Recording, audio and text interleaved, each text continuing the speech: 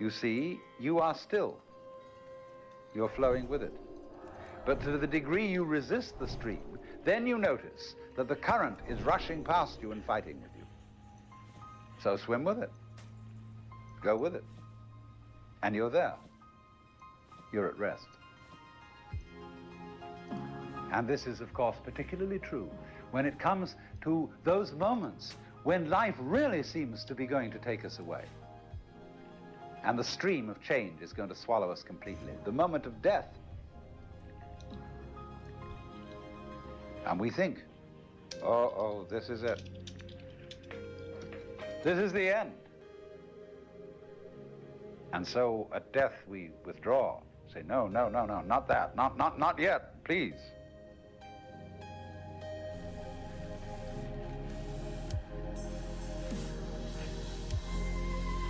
But actually, the whole problem is that there really is no other problem for human beings than to go over that waterfall when it comes, just as you go over any other waterfall, just as you go on from day to day, just as you go to sleep at night.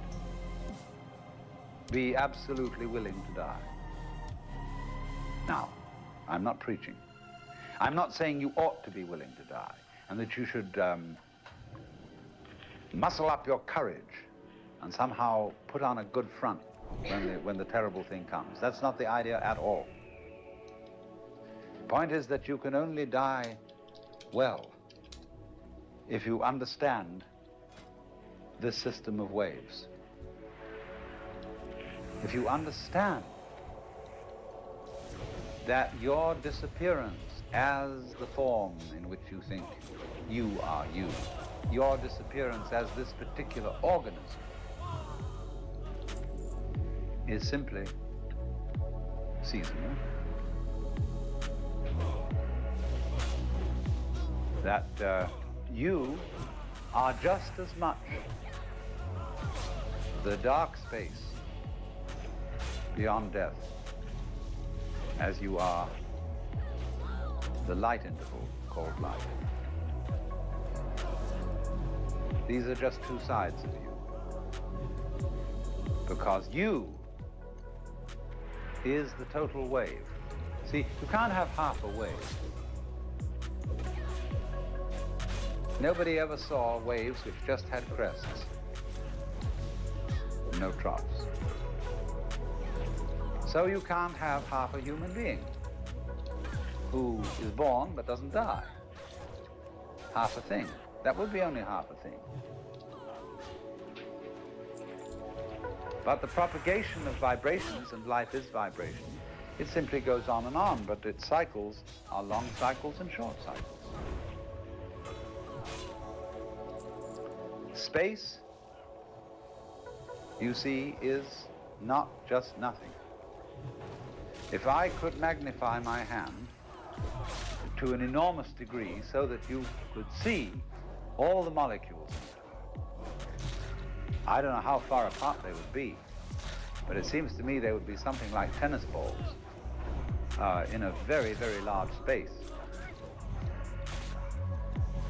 And you'd look, when I moved my hand like this, and say, for God's sake, look at all those tennis balls. They're all going together. Crazy. And there are no strings tying them together. Isn't that queer? No, but there's space going with them. And space is a function of, or it's an inseparable aspect of, whatever solids are in the space. That is the clue, probably, to what we mean by gravity. We don't know yet. So in the same way, when those marvelous sandpipers come around here, the little ones, while they're in the air flying, they have one mind. They move all together. When they alight on the mud, they become individuals and they go picking around for worms or something. But one click of the fingers and all those things are going zipped into the air. They don't seem to have a leader because they don't follow when they turn. They all turn together and go off in another direction. Amazing. But they're like the molecules in my hand. So then you see, here's the principle. When you don't resist change, I mean over-resist. I don't mean being flabby. When you don't resist change, you see that the changing world, which disappears like smoke, is no different from the nirvana world. Nirvana, as I said, means breathe out. Let go of the breath. So in the same way, don't resist change. It's all the same principle. So the Bodhisattva saves all beings, not by preaching sermons to them, but by showing them that they are delivered, they are liberated by the very fact of not being able to stop changing.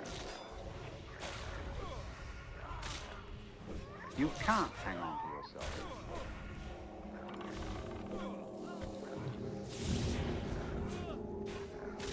I love the story of the conversation at an English country house at a dinner party, where the hostess started up the question of Church of England. He was the church warden, chief of the vestry in the local country parish. And the lady said, "Sir Roderick, you haven't said a word. What do you think's going to happen to you when you..." And they make death just awful by pretending it doesn't happen. See what happens. You go to a hospital, and you're at the end. You've got terminal cancer. And all your friends come around, and they wear false smiles, and they say, "Cheer up, you'll be all right. In a few days from now, you'll be back home, and we'll go out for a picnic again." The doctors have their bedside man. You see, a doctor is absolutely helpless with a terminal case because a doctor is, by social definition, a healer. And he's not allowed to help you die. He's out of role. Even though, I mean, he may sneak behind the rules and do it, but he's definitely, he's got to heal you. So he's going to keep you indefinitely on the end of tubes and all kinds of things. While there's a certain grave demeanor to all this, and all the nurses are so pleasant and so totally distant, because they know this is death. And they mayn't be frank with you. That's why they feel distant. It's not that they're not concerned. It's not that they're heartless people. But that they just don't know how to be frank. Like lots of people, when they meet a drunk, they don't know what to do with a drunk. Because he's not behaving right. And so, when you're dying, you're not behaving right. You're supposed to live. See, so we don't know what to do with a dying person. We don't get around that person and say, listen, man, I've got the news for you. You're going to die. And this is going to be great. Look, no more responsibilities. Don't have to pay those bills anymore. Don't have to worry about anything. You're going to just die. And let's go out with a bang. Let's have a party, see? We'll put some of that morphine in you so that you won't hurt too much. But we're going to prop you up in bed, and we're going to bring all our friends around, and we're going to have champagne, and you're going to die at the end of it, see? And it's going to be just marvelous. It's like being born, see? When we had birth problems, see, all women used to think that birth had to be painful. It was good for them. It was one of the things you had to suffer because you'd been screwing around with people, and therefore you had to have a child, and it's got to hurt. And then the doctors got together and they scratched their heads, and the man called Grantley Dick Reed said, "No, birth doesn't hurt, it's natural." All you've got to do is to talk these women into the idea that it doesn't hurt, that all these so-called pains are just tensions, and that birth is great. It's not a disease. It's not really something you ought to go to hospital for, because you associate hospitals with diseases and sickness. Birth isn't sickness. All right, now let's do some new thinking. What about death? Is death sickness? Or is it a healthy, natural event like being born? Of course it is. So, I mean, a little change in social attitude about this will fortify everybody else. I mean, if I'm alone and all my relatives are kind of pretending to me, it's going to be hard for me. I've got to challenge the whole bunch of them and get my dander up and say, listen, damn you, I don't want all this thing around here. You've got to take a different attitude about my death. Well, that's hard. But if everybody helps me, and we do, we're all one body, if they all come around and say, congratulations, you're going to die. Liberation. Liberation now, you see, because just before you die, I mean, look, I know very well a skillful priest handling a person dying can do this for them. But he has to talk very, very, very straight. And he has to say, listen, these doctors, don't you pay any attention to them. They're trying to amuse you and deceive you. You're going to die. This isn't terrible. But it's just going to be the end of you as a system of memories. And so you've got a great chance right now, before it happens, to let go of everything. Because you know it's going to go, and it is going to help you. It's going to help you let go of everything. So if you have any possessions left, give them away. Give everything away. And if you have anything to say that is you felt that you ought to say before you die, that you're kind of hanging on to and it's bothering you, say it. I mean, I don't mean necessarily a last confession, but say it said that Adlai Stevenson, shortly before he died, said that he'd been making a monkey of himself because he didn't agree with the government's policy about something or other. You know, he had to get that off his chest because he had a little thought in the back of his mind that things were catching up with him, you see? So the moment comes when this thing called death has to be taken completely, not as some ghastly accident, something that all your friends are going to stay away because you're awful. I mean, sometimes people, when they die, are in a very unpleasant physical condition. They don't smell good, they don't look good, and so on. But an enormous amount can be done with scientific methods to make things reasonably tidy from a purely sensory point of view. But the main thing is the attitude, that death is as positive as birth and should be a matter for rejoicing, because death is the symbol of the liberation. There is a wonderful saying that Ananda Kumaraswamy used to quote. I pray that death will not come and find me still unannihilated. In other words, that man dies happy if there is no one to die. In other words, if the ego has disappeared before death caught up with it. But you see, the knowledge of death helps the ego to disappear, because it tells you you can't hang on. So what we need, if we're going to have a good religion around, that's one of the places where it can start.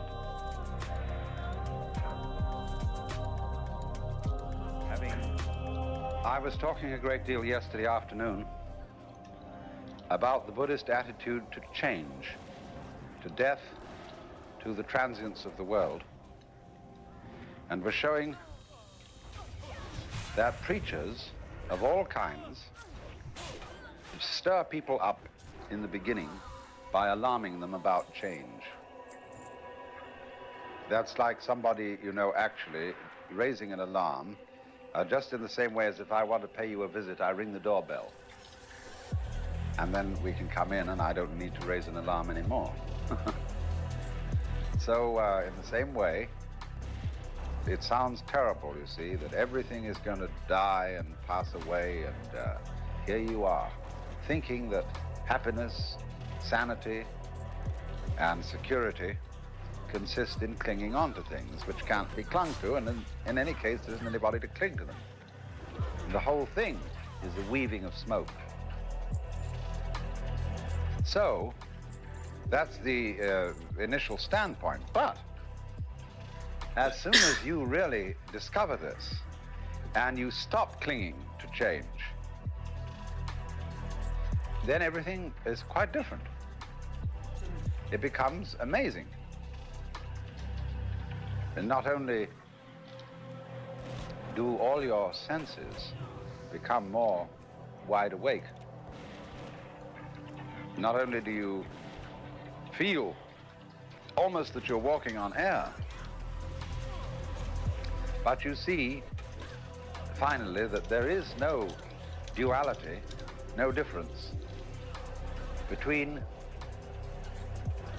the ordinary world and the nirvana world. They're the same world, but what makes the difference is the point of view. And of course, if you keep identifying yourself with some sort of stable entity that sits and watches the world go by, you don't acknowledge your union, your inseparability from everything else that there is. You go by with all the rest of the things. But if you insist on trying to take a permanent stand, on trying to be a permanent witness of the flux, then it grates against you, and you feel very uncomfortable. But it is a fundamental feeling in most of us that we are such witnesses. We feel that behind the stream of our thoughts, of our feelings, and our experiences, there is something which is the thinker, the feeler, and the experiencer. Not recognizing that that is itself a thought, feeling, or experience, and it belongs within and not outside the changing panorama of experience. It's what you call a cue signal. In other words, when you telephone and your telephone conversation is being tape recorded, it's the law that there shall be a beep every so many seconds. And that beep cues you in to the fact that this conversation is recorded. So in a very similar way, in our everyday experience, there's a beep which tells us this is a continuous experience, which is mine. Beep. In the same way, for example, it is a cue signal when a composer arranges some music and he keeps in it a recurrent theme, but he makes many variations on it. Or more subtle still, he keeps within it a consistent style. So you know that it's Mozart all the way along, because it sounds like Mozart. But there isn't, as it were, a constant noise going all the way through to tell you it's continuous, although in Hindu music, they do have something called the drone. There is behind all the drums and every kind of singing, something that goes,